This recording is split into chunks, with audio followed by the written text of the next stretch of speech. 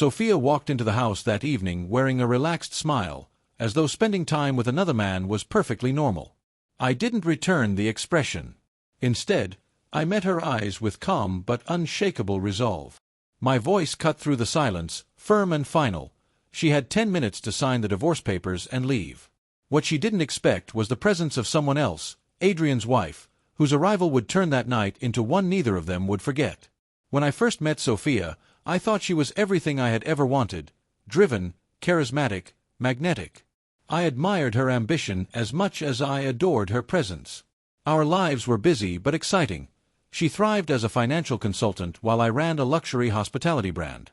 Despite our demanding schedules, I always believed we would return to each other at the end of the day. But over time, things shifted.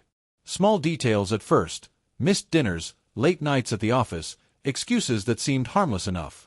I chose trust over suspicion, not wanting to appear insecure. Then came the moment I couldn't shake. Her phone buzzed as we watched TV one night. She silenced it instantly, forced a laugh, and placed it face down. "Just a client," she explained. But her tense shoulders and the way she gripped her phone betrayed her words. That seed of doubt never left me. The signs piled up. More late nights, unanswered calls, hidden messages. Until one evening, when she left for yet another client meeting, I checked her laptop. She hadn't logged out of her email. What I found confirmed every fear: passionate, explicit exchanges with a man named Adrian. Plans for dinners, hotels, nights together. Not just flirtation, an affair in full bloom. My stomach turned. I even remembered meeting him once at a work event, his laughter with Sophia now making sickening sense. Still, I needed more than written words. I hired a private investigator, and within weeks I had everything: photos, receipts, timelines. Proof I couldn't ignore. That's also when I learned something else. Adrian's wife, Amal, had no idea. I sent her an anonymous package with the evidence and a simple note: asterisk, you deserve to know. If you want to talk, call me. Asterisk. She did. Amal was shattered but composed.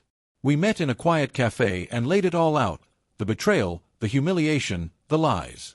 Her voice trembled with grief, but her determination was clear. "I'm going to confront him," she said. "But I want it to hurt." I nodded. "Then we do it together." She gave me the faintest smile. "I like the way you think." For weeks we planned. Timing was everything. On a Saturday, Sophia told me she'd be working late. I knew where she'd really be: with Adrian. Amal and I made dinner reservations at the same restaurant, waiting in a dim corner as they arrived hand in hand, laughing without a care. My rage simmered, but I held it. The right moment had to come. When their meals were set on the table, Amal and I stood and walked over. Their joy collapsed in an instant.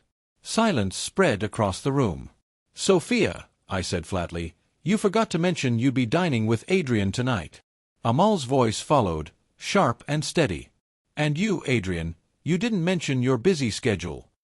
Sophia's face drained of color. "Please, Jacob, let me explain." "You'll have time," I interrupted, sliding a folder in front of her. 10 minutes to sign these divorce papers. After that, you're out of my house." "Divorce?" she gasped, as though the word was foreign. "You're overreacting." "No," I said coldly. "Overreacting would be ignoring this. What's absurd is how easily you threw away our marriage." Adrian tried to stand, but Amal pressed him back down with a firm hand. "You're not leaving. We're not finished." She pulled out her own file. "This is going to your company Monday morning. Let's see how they feel about their CFO misusing funds to entertain his mistress." Adrian's face went pale. "You wouldn't." "Oh, I already have," she cut in, her tone ice. Sophia left that night with nothing but her handbag. By the next morning, the locks were changed. Her things were delivered to her parents. Every call, every message went unanswered.